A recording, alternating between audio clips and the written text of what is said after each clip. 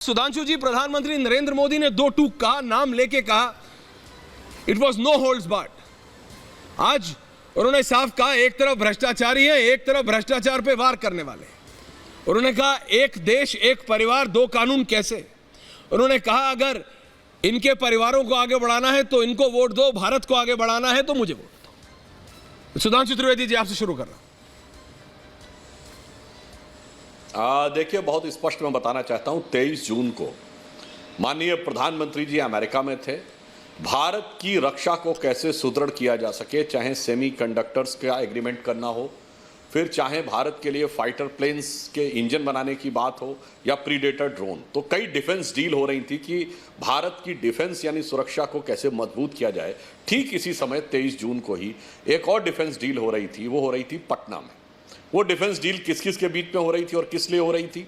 उस defence deal में कई किरदार शामिल थे, जिसमें कोयला घोटाले वाले भी थे, 2G घोटाले वाले भी थे, कॉमनवेल्थ घोटाले वाले भी थे, उसके साथ साथ दारू के घोटाले वाले भी थे, भर्ती घोटाले वाली बुआ जी भी थी, और उन सब की सदारत यानी अध्यक्षता कर रहे थे चारा घोटाले वाले लालू जी।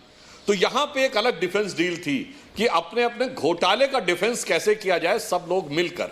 तो देश ने देखा कि एक तरफ वो डिफेंस डील जो देश को मजबूत करने के लिए, और दूसरी तरफ वो डिफेंस डील जो अपने अपने घोटाले को बचाने के लिए, एक मजबूत नहीं मजबूर भारत बनाने के लिए, ताकि फिर अपने अपने हिस्से का जितना भी पैसा है वो खींचा जा सके या यूं कहूं नोचा जा सके, ताकि फिर एक तरफ हम क्या कहते हैं कि भाई हम भारत माता के पुत्र हैं, हम कहते हैं भारत माता की जय, इदम राष्ट्राय स्वाहा।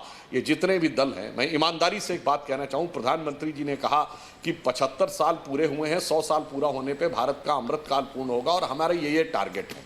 आप सोचिए कि इनमें से किसी के पास कोई विजन है कि 25 साल बाद या 50 साल बाद भारत का क्या होगा? सिर्फ एक विजन है कि 25 साल बाद हमार बिटिया या हमार बिटवा के पास राज रहेगा कि नहीं, या बहुत हुआ तो हमार भतीजा के पास राज रहेगा कि नहीं। तो केवल और केवल जो प्रधानमंत्री जी ने कहा बिल्कुल 100% सही है कि इन लोगों का एकमेव उद्देश्य अपने घोटालों का डिफेंस करना, अपने परिवारों की संपत्ति बढ़ाना, और उसके लिए बाद में लड़ लेंगे, पहले किसी प्रकार सत्ता पर कब्जा करना, या एकमेव लक्ष्य था। तो ये दोनों डिफेंस डील का अंतर देश ने भली भांति देखा। जवाब दे दूं? नहीं, अनुराग जी रिलैक्स, आऊंगा आपके जवाब दे दूं? आचार्य जी के पास पहले आ रहा हूँ। अनुराग जी आ रहा हूँ, तीन लोग शांति से आराम से बात परिवार पे बोल दो। नहीं, आप बोलिएगा, सब पे बोलिएगा आराम से शांति से, और अपने अपने समय बोलेंगे। आप जानते हैं कि ना सुधांशु जी आपके ऊपर बोलेंगे और ना ही आचार्य, आप ही हैं जो सबके ऊपर बोलने में माहिर है। तो रिलैक्स जी तो आज बोल ही नहीं पाएंगे। रिलैक्स डिबेट छोड़ के रिलैक्स अनुराग जी, रिलैक्स। सवाल सुन के कहो, Anurag ji relax, Anurag ji please relax, शांति से।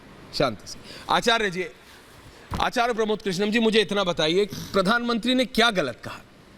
एक पॉइंट बताइए फैक्चुअल कि ये बात ऐश्वर्या गलत बोली, या फिर सुधांशु जी को काउंटर कीजिए आप फैक्ट्स पे आचार्य आज, कि प्रधानमंत्री ने ये बात गलत बोली, हम भ्रष्टाचारी नहीं है, हमने 2G स्कैम नहीं किया, हमने ये वाला घोटाला नहीं किया, हम सब बहुत स्वच्छ हैं, हम पे गलत आरोप लगाए जा रहे हैं। प्लीज बताइए आचार्य।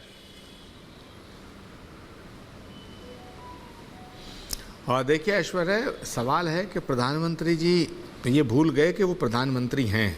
अच्छा, उन्होंने आज जो भाषण दिया है वो भाषण वैसे तो अधिकतर बीजेपी के नेता की तरह ही वो ज़्यादा बोलते हैं, और वो पूरा चुनावी भाषण है। प्रधानमंत्री जी अगर ये उनको बोध रहता, उनको ये आभास होता कि वो प्राइम मिनिस्टर ऑफ इंडिया हैं, तो फिर आप ये कैसे कह रहे हैं कि ये भी घोटालेबाज, वो भी घोटालेबाज, ये भी। अगर प्रधानमंत्री जी मानते हैं कि मुलायम सिंह जी के परिवार ने घोटाला किया तो वो फिर बाहर क्यों हैं, जेल में क्यों नहीं है? अगर प्रधानमंत्री जी मानते हैं कि कांग्रेस पार्टी ने घोटाला किया, कांग्रेस के नेताओं ने घोटाला किया, तो प्रधानमंत्री जी को उनको कानून के तहत कार्रवाई करनी चाहिए। 9 साल से आप क्यों हाथ पे हाथ रख के बैठे हैं? आप कहते हैं 2G घोटाला हुआ, कोयला घोटाला हुआ। अरे आप प्राइम मिनिस्टर हैं देश के, भाई प्रधानमंत्री हैं देश के, आपको न्यायपालिका का सम्मान करना चाहिए। न्यायपालिका इस देश के अंदर एक लोकतंत्र का एक अहम स्तंभ है, और लोकतंत्र के इस अहम स्तंभ ने अपनी न्याय प्रक्रिया को पूरा करते हुए कौन से घोटाले में कौन से कांग्रेसी को सजा दी। और अगर आप प्राइम मिनिस्टर हैं और आप खुद कह रहे हैं कि ये घोटाला हुआ, अगर आप प्राइम मिनिस्टर हैं, आपको जानकारी है कि देश को लूटा गया है, अगर आप प्राइम मिनिस्टर हैं और आपको पता है कि इस देश के गरीबों को लूटा गया है, और उनका पैसा इनके पास है, तो आप कर क्या रहे हैं? बड़े से बड़े नेता को आप क्यों नहीं जेलें भेजते? आप कर क्या रहे हैं?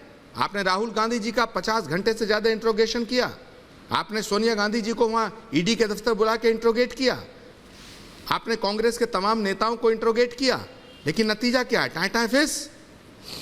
आपने आम आदमी पार्टी जो दिल्ली की सरकार है, आप कहते हैं हजारों करोड़ रुपया लिया गया, तो भाई ये तो बताओ, हजारों करोड़ रुपया जो मनीष सिसोदिया जी ने लिया, जिसमें वो जेल में है, वो है कहाँ है? क्या 1000 करोड़ में से 10-20 करोड़ रुपया बरामद नहीं होना चाहिए था? क्या ईडी को पैसा बरामद नहीं करना चाहिए? सुधांशु त्रिवेदी जी से मैं आग्रह करूंगा कि प्रधानमंत्री जी को थोड़ा ये बताने का कष्ट करें, बताने की कृपा करें कि आप बीजेपी के नेता नहीं है, सिर्फ आप नेता विपक्ष नहीं है। अगर आप कहते हैं कि इस देश में लूट हुई है, अगर आप मानते हैं कि इस देश के नेताओं ने इस देश को लूटा है, अगर आप मानते हैं कि इस देश में जो विपक्ष है वो विपक्ष इस देश के खजाने का लुटेरा है, तो आप उनको बाहर क्यों घूमने दे रहे हैं? आप उनको विपक्षी एकता की मीटिंग क्यों करने दे रहे हैं? मैं चुनौती देता हूं प्रधानमंत्री जी को, मैं चैलेंज करता हूं बीजेपी के प्राइम मिनिस्टर साहब को, जो इस देश के प्रधानमंत्री भी हैं, उनका भाषण टोटली एक तरफा है, भाजपा के नेता की तरह है।